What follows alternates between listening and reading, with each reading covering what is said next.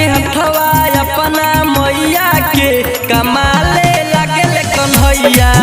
धके हथवा अपना मैया के कमाले लागल कन्हैया।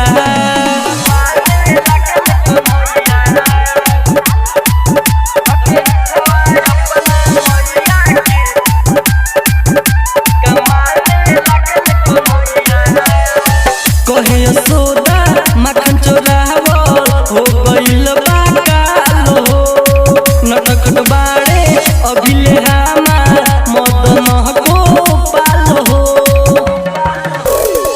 कहे यशोदा माखन चोरावल हो गइल बा काल हो। नटखट बाड़े अभिले हमार मदन गोपाल हो। रोजया के सब करेला लड़हिया। धके हथवा अपना मैया के कमाले लागल कन्हैया।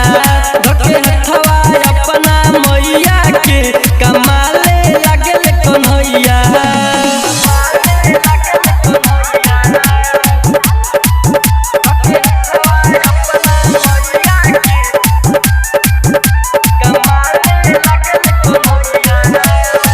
जाके वन में मुरली बजावे वो लावे खातिर राधा के। बावली होके आजा राधा सुनते बंसी कान्हा के। जाके वन में मुरली बजावे वो लावे खातिर राधा के। बावली होके आजा राधा सुनते बंसी कान्हा के। पूजहिया धके हथवा अपना मैया के कमाले लागल कन्हैया। धके हथवा